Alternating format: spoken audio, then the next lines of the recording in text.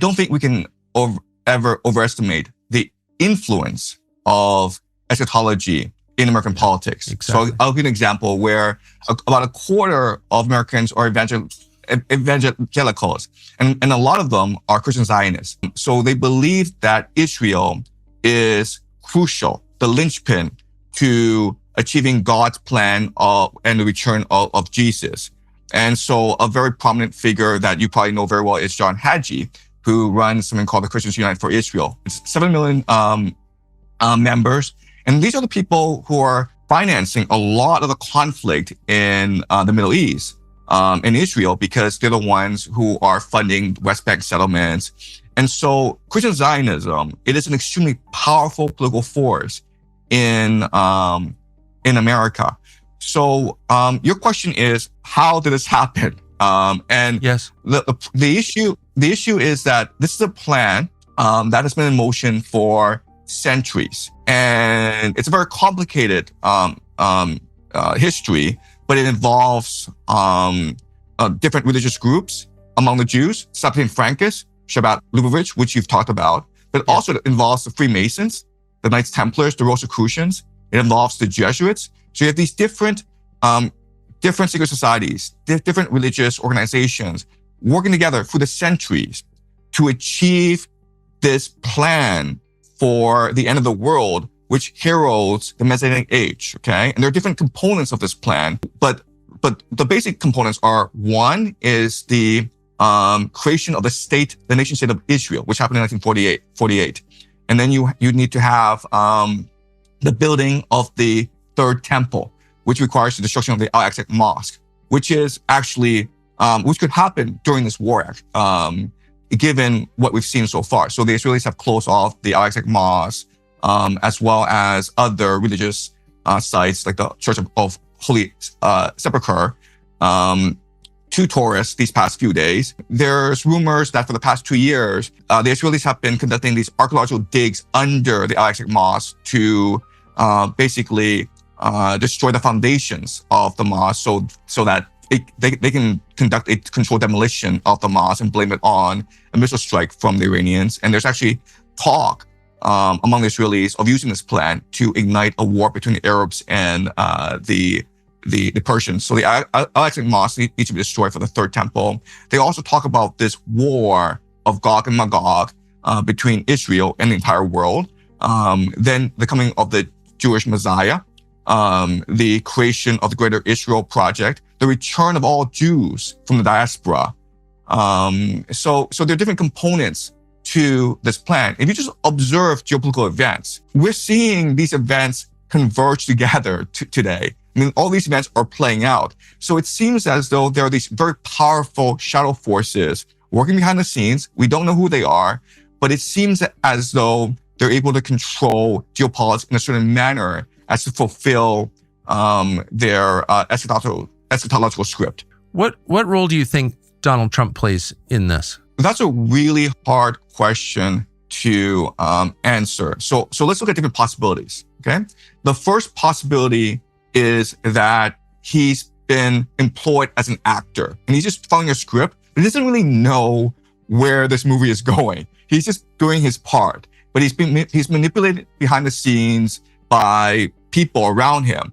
And when reporters asked him, like, why is this war in Iran happening? He did say that his advisors, which include Steve Witkoff, Jared Kushner, Peter Hegseth, Marco Rubio, told him that the Iranians were so close to getting a nuclear weapon and that the Iranians were going to attack first. And so I was basically misled. And I think that's probably true in that Trump surrounds himself with certain people that have a certain political eschatological agenda. So that's one possibility, that he's just an actor. Another possibility is that he himself has a messianic calling, okay? And what I mean by that is, if you go back to January 2021, he was politically dead, right? Because the January 6th riots happened. He was impeached twice. And then after he left office, there was lawfare conducted against him, and he went bankrupt. So it was as though the entire world went against him. but now he's president of the United States. And so how would he personally understand this? I think a lot of it is God has asked him to serve. There's a call to serve, and he has to fulfill a mission. But what this mission is, okay? What this mission is, whether it's to save Israel, whether it's to save America, whether it's a part of a grander scheme, only he in his heart knows. And I think no one except him knows, okay? So I think that's another possibility. And the third possibility is that this is all Israel's doing. Netanyahu is the one who's forced him into this sort of situation because the Israelis attacked first. And Marco Rubio said this, where, you know what, we wanted these negotiations, but the Israelis were planning to attack. If they attacked, the Iranians would be compelled to attack both the Americans and the Israelis. And we did not want to put our soldiers in harm's way, so we attacked with the Israelis. Okay, so it's possible this is all Netanyahu and all his machinations. And another fourth possibility is they have co-opted him. Like there's blackmail on him. There's and he has absolutely no choice but to do what he says because he's compromised in a certain way, and maybe his family is under threat. So all four are possibilities, and quite honestly, I have no idea which possibility is the most correct. Yeah, I don't think anybody does, and I've really tried to keep, speculation to a minimum. You always want to believe that people's motives are transparent, that they state why they're doing what they're doing. But of course, you can never know what's inside a man, right? Even in yourself, it's hard to know your own motives very often. So I think that's a wise take. What happens to North America, United States, and I do want to include Mexico and Canada. We don't think a lot about those countries, but they're both massive land masses and they have big populations and they're our neighbors. And so if the world is reorienting, I think you need to think in terms of continents rather than just nation states. What does that look like in 3 or 4 years? Right. So from a geopolitical perspective, if America is forced to retreat back into the Western Hemisphere, it needs to worry about resources. And so it is in the best interest of America to eventually take over and colonize both Canada and Mexico. Yes. Mexico for its labor supply, Canada for its resources. Canada's probably the wealthiest country in the world. I know. And so from a geopolitical perspective, if the world is retreating into self-sufficiency, if there's mercantilism, if there's trade barriers, then America has absolutely no choice but to ensure its own supply networks. And that means eventually taking over Greenland, Canada, Mexico, Latin America, Cuba, Venezuela. So America doesn't really have much choice in this matter. At the same time, what we're seeing is that this war, as well as other events, are causing political fissures in America, especially between left and right. So witness what happened in Minneapolis in January, right?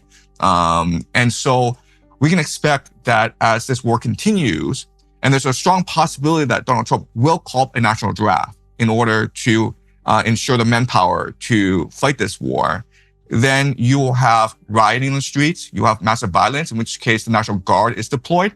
There's a plan to deploy the National Guard to all major American cities by April. And so, unfortunately, America is probably going to suffer many years of sectarian violence.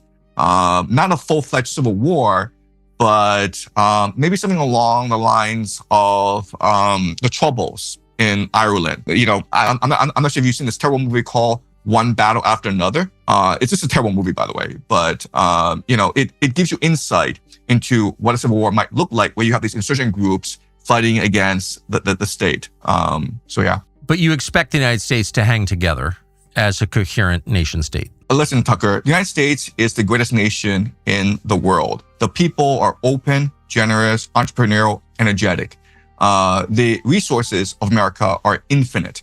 America is a kind of a fortress so that it's protected by 2 oceans.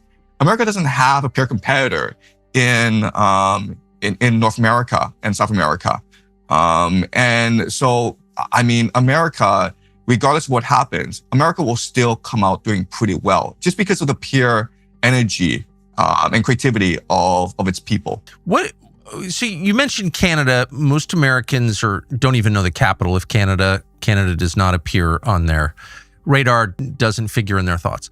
but you described it as probably, quote, probably the richest country in the world. I think that's objectively true. And yet Canada is not a rich country. In fact, it's getting poorer. Its life expectancy is declining. Its GDP is declining. And that's on purpose. The nation of Canada has been suppressed on purpose. Its population is being killed off by the state through its assisted suicide program, and its population is changing through mass immigration against the will of the population. So that country is being held down on purpose. And my question is, by whom and why? Sure, that's a great question. And this is something that I struggle with all the time because I am a Canadian citizen. I went to school there. My answer is that Canada was never really a nation state. It's more of a glorified resource colony for the British, the city of London. And the reality is now that the British are under a lot of strain, the city of London is under a lot of financial pressure. It sees places like Australia, New Zealand, and Canada. And what do you do if you have financial issues? Well, you do corporate restructuring, right? You change the middle management, right? And historically, the British got along very well with the Indian elite, right? They went into India and stole trillions of dollars from the Indians, and the Indian elite were perfectly happy to help them, right? So why not use the same model for Australia, for Canada? So, there are millions of Indians who immigrated to Canada in the past 5 years, and it's put a lot of strain on the Canadian economy because housing prices have exploded, and so ordinary Canadians can no longer afford to buy a house. And it's put tremendous pressure on the Canadian welfare system, on the Canadian economy. And you would think that the proper strategy would have a moratorium where they're like, you know what, we've had too many immigrants and we need to close the borders and absorb these immigrants because we want to ensure that these immigrants have proper housing, they have decent jobs, right? You would think that that'd be the right strategy. Yes. But instead, Mark Carney goes to India and says, we want more Indians. And also, we'll give you scholarships to come to Canada to study for free. Meanwhile, there are a lot of Canadians who are homeless, who are unemployed, and who cannot put food on the table. But hey, we want more Indians. So if it's not corporate restructuring, if it's not trying to asset strip Canada, I really don't understand the strategy for this. Well, I mean, it's a kind of genocide, right, against Canadians, people whose ancestors built the country. But you wonder what the purpose is. Like, this is because it is happening all over the West, all over the English-speaking world, in the white countries, and it's not an accident. It's not organic. So it's a big picture, that spans from Australia to Ottawa. And what is that? Do you know? Right. So let's look at Europe, because in 2014, this was a major turning point in Europe because you had these tens of millions of refugees trying to escape these wars in the Middle East, created by America's wars in the Middle East. And they were trying to reach Europe. And at this point, Europe had a choice. It could choose to close its borders and maintain its cultural identity, or it could open the floodgates. And Angela Merkel, the Chancellor of Germany, she said something really, really famous, and which stuck in my mind, which is, we can do this. We are Europeans. Somehow we can take in these millions of refugees and welcome them into our societies and thrive as a people. And the complete opposite has happened. You've got millions of these refugees who fled into Europe, not because of their choice, by the way, but because their nations were devastated, right? Libya, Syria, Afghanistan, Iraq were all devastated in these wars against terror in the Middle East. So they go, and these are proud Islamists. They love their religion, they love their family, they love their community. And so they're not going to absorb themselves and assimilate themselves into Europe. And today, you're looking at population replacement in a lot of cities. You go to certain places in Britain and you might think you're in Cairo or Baghdad. And this has caused tremendous conflict throughout Europe. I would not be surprised if 2 to 4 years time, you have civil war break out, insurgencies break out in places like Britain and France. So the question is, why is this happening throughout the world at the same time. Exactly. Why is it that these different nations, whether they're European, whether they're Canadian or Australian, why are they adopting the same policies? Not just in terms of COVID, right? But also in terms of like immigration. And so that's one of the great questions that we have to ask about the world we live in today. It seems as though it's almost a controlled demolition of Western civilization, right? The Anglosphere, Western Europe. It seems as though these nations are being destroyed purposely. For what end? I don't know. But I would just say there's a certain pattern that has emerged, and the result can only end up in the controlled demolition of these societies. I don't even think that's up for debate. I mean, of course, just look at the bottom line numbers. You know, of course, the white populations are being killed on purpose. And the question is why? And I don't have the faintest idea. And I know there's a lot of speculation as to who's doing it. I'll just say bluntly, I don't know. I mean, I know who the instruments are, of course, but Keir Starmer's not in charge of Great Britain. Macron isn't in charge of France. I'm not sure how many leaders really do have control of their countries. I don't know how many countries actually have sovereignty. I really don't know the answer, but something is going on. Is there any precedent for this in history? Have you ever seen anything like this as a historian? Right. So you look at what's happening in Ukraine, where the war is lost. It was lost 2 years ago. The Ukrainians have lost over 1 million fighting men. A lot of their people have fled overseas. No matter what happens in this war, Ukraine is finished as a nation state. It is no longer viable as a nation state. And rather than admit defeat and come to a ceasefire with Putin, what the Europeans are doing is they're saying that we're going to draft our men and have them fight in the trenches of Ukraine, which would be suicide because the Russians dominate the battlefield with their drones and artillery and trenches in Ukraine. So it's almost like a suicide mission. But not only that, but the Germans have said that, okay, we can only draft German men, but not Islamic men because we're afraid of their loyalty, which means that you have a situation where, you know, local men like British, French, German men are being sent to die in the trenches of Ukraine. And, you know, back at home, you have these immigrant population that have not assimilated into your culture. So it's a really weird strategy. And I don't know who comes up with this sort of stuff. And look, there's no historical precedent for this. There just isn't. I mean, there's been incidents of mass immigration. You go back to the fall of the Roman Empire and how these you know, hordes of immigrants flooded the Romans.